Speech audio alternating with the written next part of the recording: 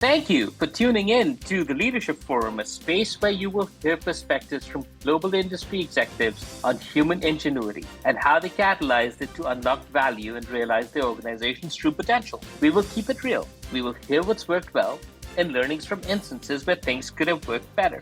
I'm your host, Saquib, Vali, partner at Spiderworks and explorer. Say hi to the future, the fast-growing community highlighting the human side of ingenuity. Our guest today is Syron, President and CEO of Diabetes Canada. Laura has served in leadership roles within the charitable sector for over 25 years. Heart and Stroke, Princess Margaret Cancer Foundation, Arthritis Society, and now at Diabetes Canada. Her success is a result of her passion for building positive relationships within complex not-for-profit structures, coupled with her experience that mission and fundraising should be understood as two sides of the same coin. Welcome, Laura, and thank you for taking the time out of your purpose-led schedule. Well, thanks for having me, Saquib. Let's let our listeners, obviously I went through some stuff about you just in how it reads, but hey, take your time. Tell us something that we wouldn't have read in other places. So let our listeners hear it in your voice, how you would wish to introduce yourself. Sure. So thanks for that opportunity. I'm a proud philosophy graduate student who decided to leave academia and go to the business world. And my career has, it's just been an incredible journey. I started at Proctor out of philosophy and then took a right turn into not-for-profit and have always been in health. And that's really important to me in terms of wanting to make, all nonprofits make an impact, but for me, I lost both my parents early to cancer, and it was really important that I felt like I was bringing the business skills I had and the critical thinking skills I had from my undergraduate degree to making a difference. And so, for me, that's what I've been doing, and it's really been a blessing as I've been able to work on almost all the major diseases, and including now diabetes, which sadly, and I'm sure we're going to get into this, is growing. So no, and you know what, and you've been doing an absolutely amazing job at it. So thank you for your service. We first met about 10 years ago, 10ish, a bit 12, 13 years ago, when the formation of what then was called the Heart and Stroke Foundation Center for Stroke Recovery. And Marty, yourself, and I had a quick conversation, and then the rest is history. But then we are, like you said, we're both proud alums of Procter & Gamble. And now we are both part of the McKay CEO Forums. Recently, Spiderworks and Diabetes Canada worked together on refreshing the strategy, right? With your leadership team and your board. So exactly how you were going in that direction. Tell the audience a bit about Diabetes Canada. But do throw some light on things that most of us get wrong about diabetes, or frankly, Diabetes Canada for that matter. So Diabetes Canada has been around for 70 years, but as you know, Saquib, when I was working with you and Ken and Spiderworks, it's really a little bit like a 70-year-old startup because unfortunately, diabetes numbers are going the wrong way. This is not a disease that we're getting our arms around and really seeing some progress. It's going the other way. So it was really time to sort of take a fresh look and say, what can an organization, we're about 110 people across the country, we're at about $40 million. So we're not small, but in the big ecosystem of diabetes, we're small. And so the idea is, where can we put our strategic focus to make a difference? And why do we need to make a difference? Well, here's the analogy that I tell. If you want to think of diabetes in Canada in a swimming pool metaphor, Saquib, and we use this with the board and it was very helpful. So if you can believe it, in Canada, there are now 11.9 million Canadians. So think of that, 11.9. That's even gone up since you and I did the strat plan 2 years ago, Saquib. 11.9 million Canadians who live with diabetes or what's called pre-diabetes. So that doesn't mean they have diabetes yet. It means that they're on the way to having diabetes. So think of that. If you think of a pool analogy, of that 11.9, about 5.9 of them are in the pool. They have been diagnosed with diabetes. And by the way, I am one of them. I live with type 2 diabetes. And so there are 5.9 million Canadians in the swimming pool of diabetes. Some of us, knock on wood, live in the shallower end of that. And some of us with diabetes are in the deeper end. And what does that mean? A lot of Canadians don't understand that diabetes, there's 5 main complications. If I don't manage my diabetes well, 5 things are likely to happen to me. 40% of all heart attacks in Canada are from diabetes. So I have to watch for heart attack. 33% of all strokes are from diabetes. 50% of all kidney disease when people are on dialysis is from diabetes. It's the 4th thing I have to worry about is if I don't manage it well, if I'm going into the deep end of the swimming pool, the 4th thing is adult blindness. And it's the most profound kind of blindness. And the 5th one, and this is the one that people do often understand, is amputation. People often do see people without feet, without the bottom of the leg, or even arms, and that's from diabetes. So we've got 5.9, almost 6 million of our fellow Canadians in the pool, but the rest of those 11.9 are actually sitting on the edge. If you're pre-diabetic, if your doctor's saying your blood sugar, what we call A1C, is going up, you're sitting on the pool and your toes are dangling in that water. And the rest of Canada is actually marching towards the pool. So when we think about what we can do we work on people in the water? Are they in the deep end, the shallow end? Do we try to keep those people that are sitting on the edge of the pool from slipping in? Or do we work on prevention? So those folks walking towards the pool. So Saquib, you and I both have children. And right now in Canada, you have a 1 in 3 chance of developing diabetes in your lifetime. I have a 23-year-old son. If we can't make a difference in the numbers I'm talking about, and I also have a 20-year-old son, they both have a 1 in 2 chance. 1 in 2 of developing diabetes and being in that pool. So for us, what people don't understand is diabetes, often there's a misunderstanding. Well, you brought it on yourself. Okay, first of all, that's not true.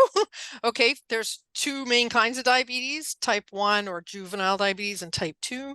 In type 1, your pancreas just stops making insulin. That's nothing you did. That's genetic. And in type 2, yes, exercising, eating healthy plays a role, but it's not the only role. There are genetic factors, environmental factors, stress. So one of the big misunderstandings I come across a lot is that, well, people brought it on themselves. Why should I care about that disease? The second misunderstanding I hear a lot is, yeah, but they invented insulin, right? So there's a cure, right?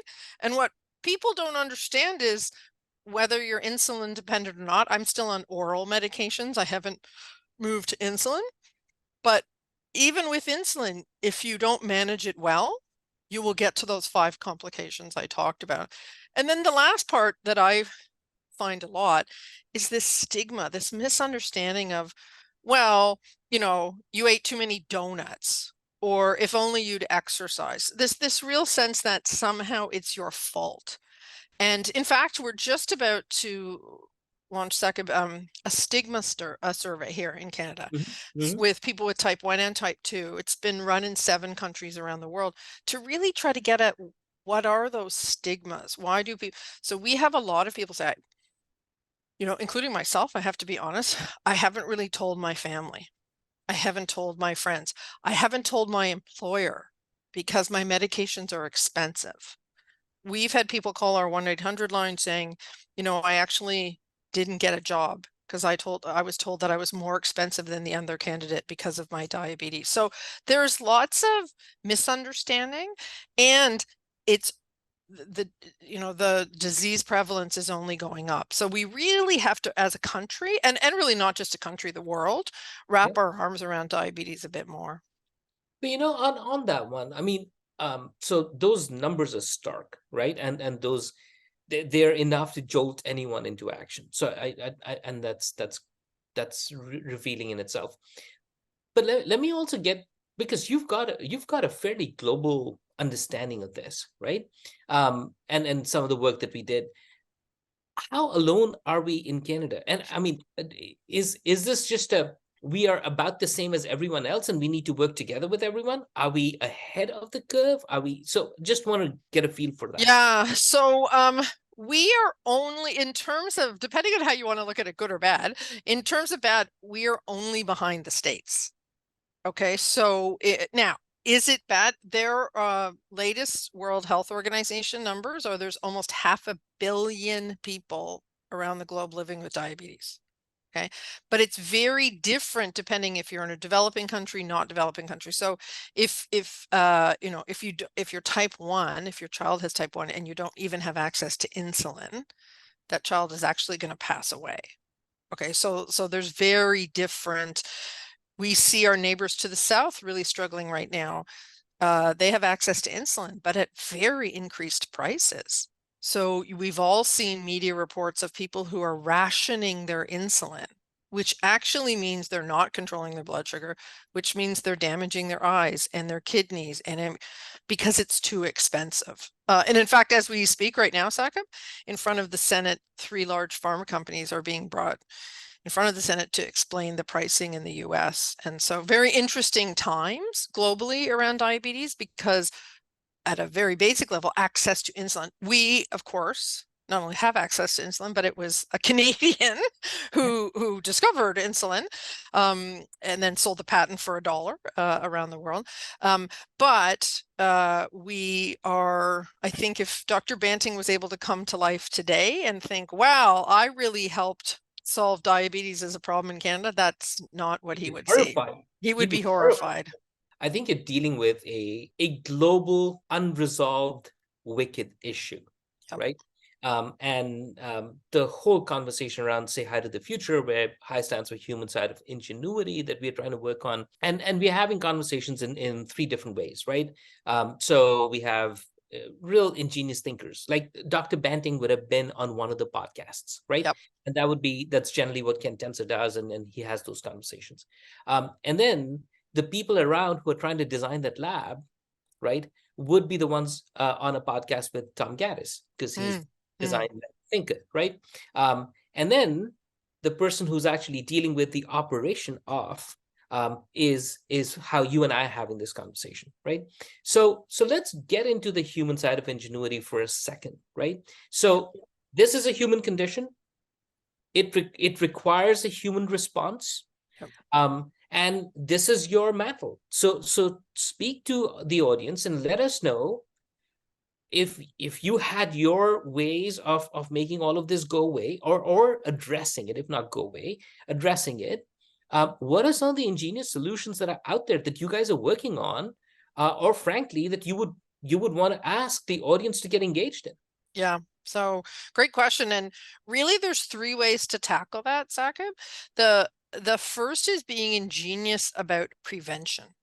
Because I mentioned here in Canada, for example, you know, if we have 39 million people, I'm just making that number up, you know, we've got about 20 of them marching towards the pool.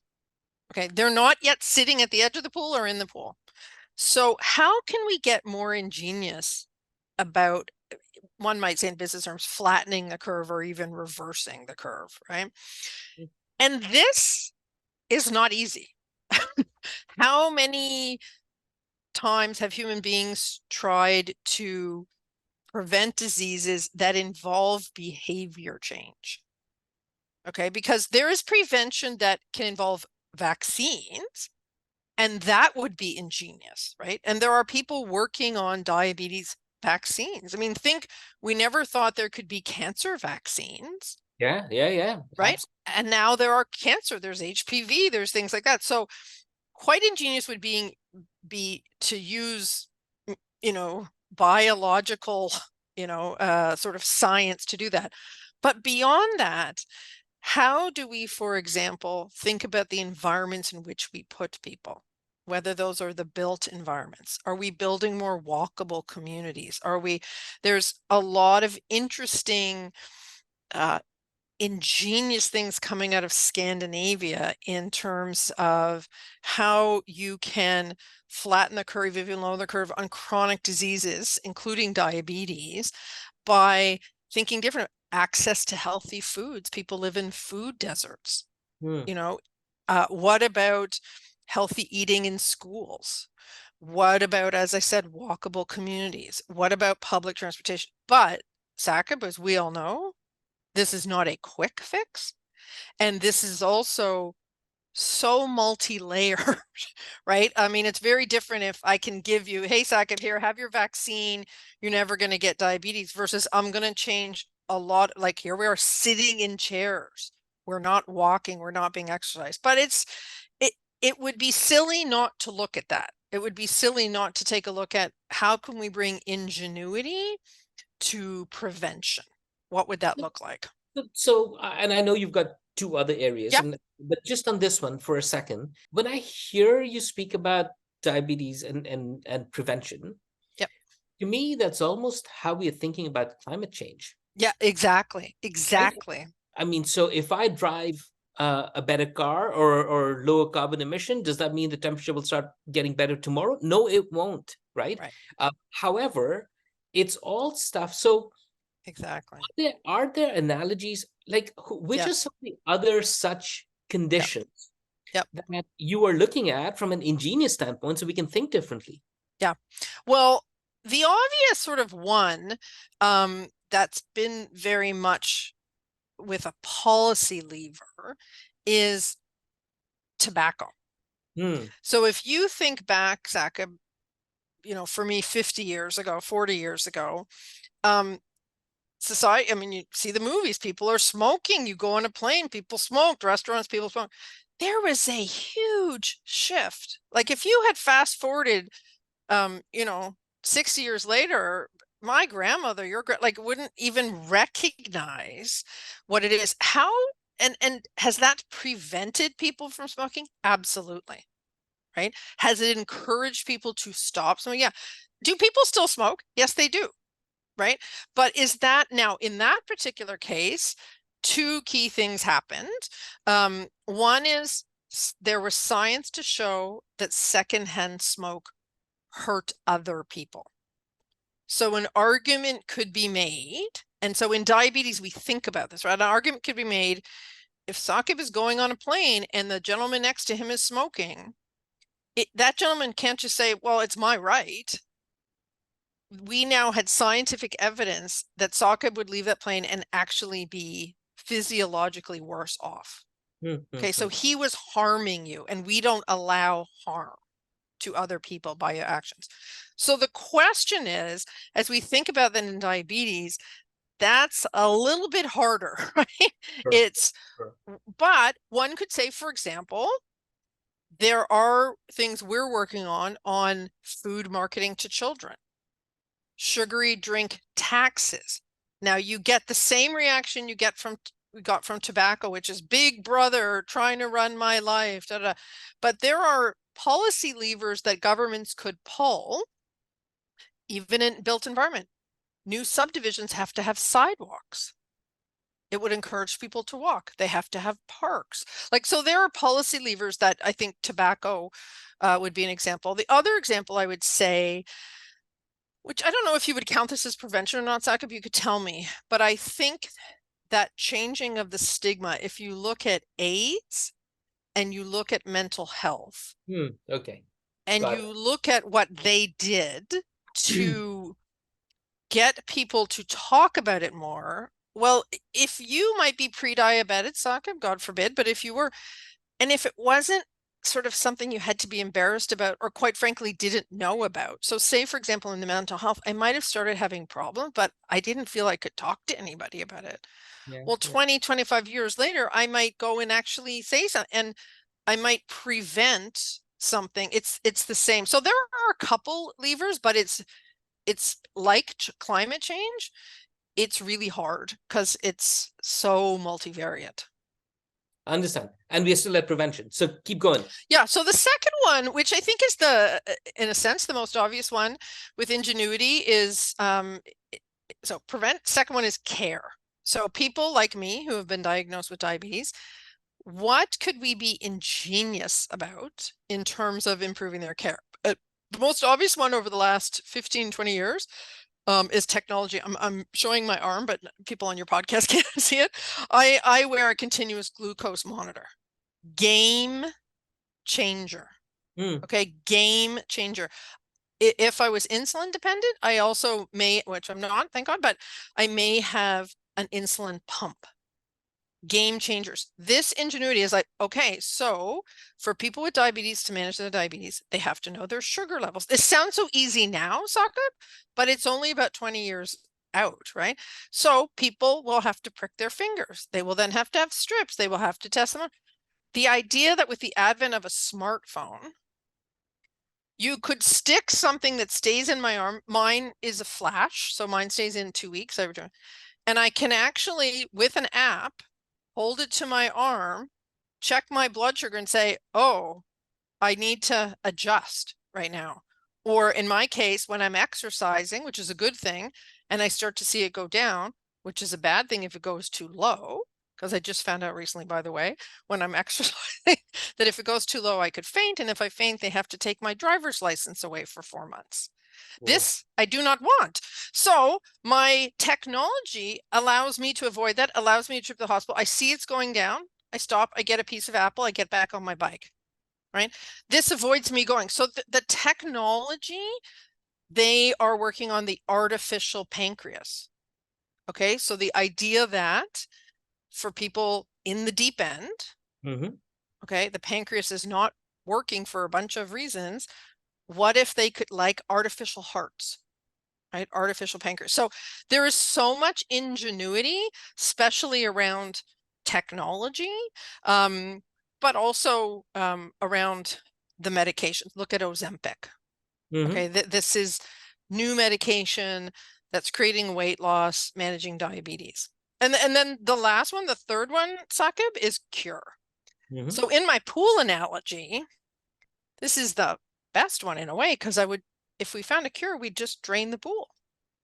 And all of us standing in the pool would no longer be worried about drowning because there's no pool anymore. So, but that will take a lot of ingenuity, okay? If Dr. Banting came back, because there's a lot of different reasons diabetes happens, and they're just starting to learn, for example, that in some cases, why are adults now starting to get type 1? It was always juvenile before. Something's happening. They're learning a lot from cancer research. Something's happening where your pancreas is getting some genetic signal turning off its ability to regulate insulin. Why? And can you turn it back on? Right? Like in cancer, your white blood cells turn things off and tumors could grow. Well, if you could turn that signal back on, would it shrink? Same thing in diabetes. So in the cure area, lots of fundamental science, clinical science around really understanding what's going on in your body and can we reverse it so that when my son is 50 or 60, maybe he would have had a 1 in 2 chance, but actually maybe now because of human ingenuity, there's something they can give him a vaccine against it, or they actually reverse something that's going on in his body. This is very interesting, and so let me also give the floor to you on a different area where what are some of the supposedly ingenious things that we've tried in the past that have not quite worked? Yeah. Right. And that you would say, you know what, we've learned from those, and which is why we're not going in that direction. So what would a couple of those be? Yeah, well, I think if we go back to the prevent and the care and the cure, on the prevent side, what I would say is maybe what you might call simplistic measures. We'll just tell people that they're getting diabetes and we'll just encourage them to eat better. And then people will just do it. And I'm not saying people were naive, but I think the tobacco example shows us, Saquib, that people also need environmental systems change, and they need an environment. So I think naively just to think, well, we'll do a diabetes prevention program. And who wouldn't sign up for that? right? Like, hey, we'll put it out there, and we've done this at Diabetes Canada. We'll put it out there. You know, those 6 million people must know they're at risk. Like, just a lot of naive assumptions. They must understand. They'll come to our website. They'll follow this diet. They'll, for example, buy healthy food, which many of them can't afford. Yeah. But even if you can't, even, you know, those of us from a place of privilege, Saquib, how many times, you know, look at New Year's resolutions. I'm Yeah. going to work out. How long? So because behavior change is involved, that piece of we haven't, there hasn't been the right ingenuity around that yet, right? And there's lots of cool things, right? There's nudges on your phone. Your smartwatch can tell you it's time to get up and walk around.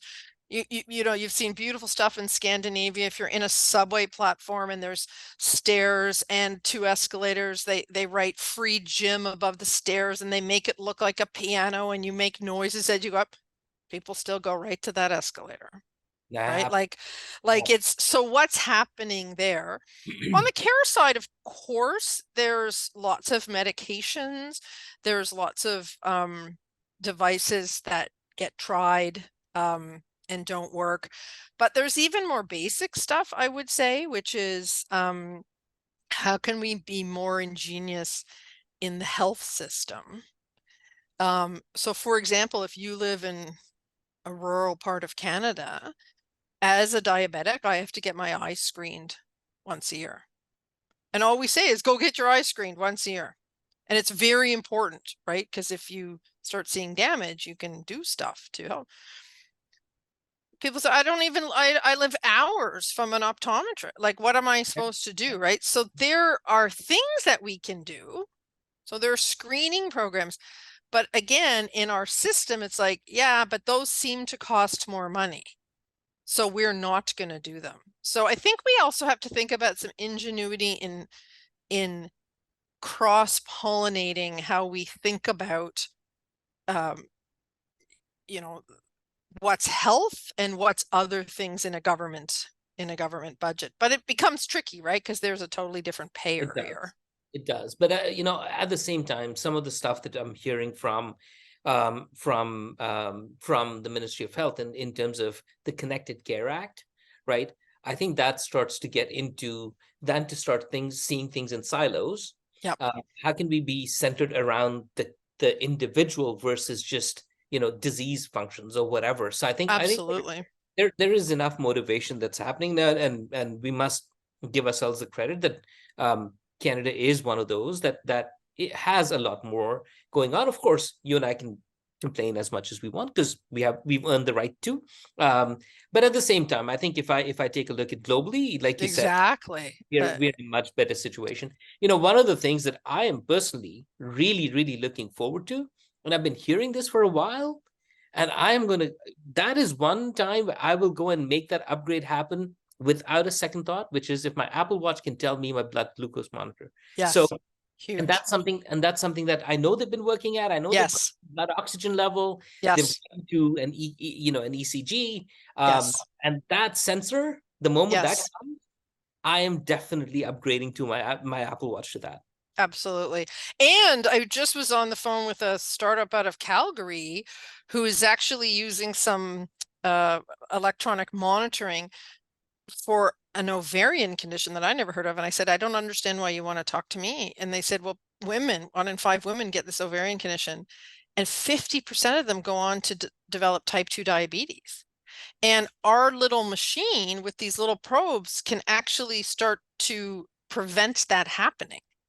Okay, Saquib, I had no idea. So again, the technology ingenuity, and it's not just in the diabetes field, right? Yeah, like might have knock-on effects because really it's whole, like diabetes affects almost every one of your organs, right?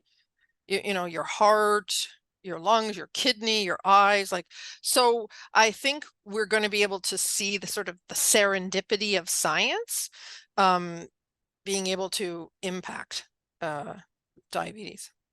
This has been an amazing conversation, and you know it's always fun to speak to you, Laura. I mean, you know, one of the things that before we let you go, would love to get your thoughts on, and let's talk about diabetes for sure, but even the different aspects of not-for-profits you've worked in, right? Mm.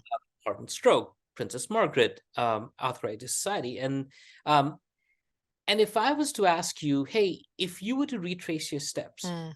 right? Anything you'd do differently? Yeah, it's a great question. I think for me, first of all, I would have believed in myself more. I would have thought, I may not be a scientist, I may not be a healthcare expert, but as you said before, people are really at the heart of the health system, right? Like it's supposed to be patient centric or people centric, and really, if you have their needs in mind, there's a saying, Saquib, that is happening all the time in healthcare now, which is nothing about us without us. Mm. And it's very important, right, that people who live with a disease or are affected by it are thinking about it. And I think I would have embraced that sooner, which is, we're all patients. We're all managing our health. And so how can I be more inventive and original? The other thing I would say, I had a board member years ago at Heart and Stroke, and I really didn't get it when she said it. She said, Laura, you don't have enough enthusiasm for failure. Ah. And I was like, is that a compliment? I wasn't quite sure. But then as I'm, now in my mid 50s, it's like, boy, is that right? Like there's a point at which, especially with our proctor training side, it's like, you got to be buttoned up. You got to be perfect. You've got to have all the answers. And if you're really going to be ingenious, I actually think you have to be open to the fact that it might be wrong and it's going to fail, but you're going to learn from it. And rather than going away from it, because like I think I've probably given up on opportunities to be more ingenious, to use your word, because I've been afraid I might be wrong. And I think that I would change that. That's such an insight to take away. Just recently I was listening to a podcast, and they were saying when Satya Nadella came to Microsoft, they were going through a bit of a dip, right? Mm-hmm. Microsoft had been flatlining for a while, but then when he came in, he has now rejuvenated the company beautifully. And the thing he said was, let's all stop being the smartest people in the room. Yeah, Can we all exactly. become the smartest learners in the room, right? Yes, And that's exactly, it. I think some of that is you need to embrace failure. You need to be enthusiastic about failure. Yes, I think that's great. But you know what? We end this on nothing about us without us, without right? us. I think that's absolutely fantastic. Um, Thank you so much, Laura, for taking the time again. This has been, our listeners would love to hear more from you, about you. So we'll definitely tag you and Diabetes Canada in our show notes. But like I said, thanks a lot. Thank Well, you. thanks for having me, Saquib. Really appreciate it. All right. Thanks a lot. Take care. Bye-bye. Bye. The Say Hi to the Future podcast series is produced by Sonia Romero, edited by Matt Miller, and special effects by Edward Vasquez. Please leave us your thoughts and let us know if there's a guest you want us to have a conversation with. You can find all Say Hi to the Future podcast series on Apple, Spotify, and YouTube.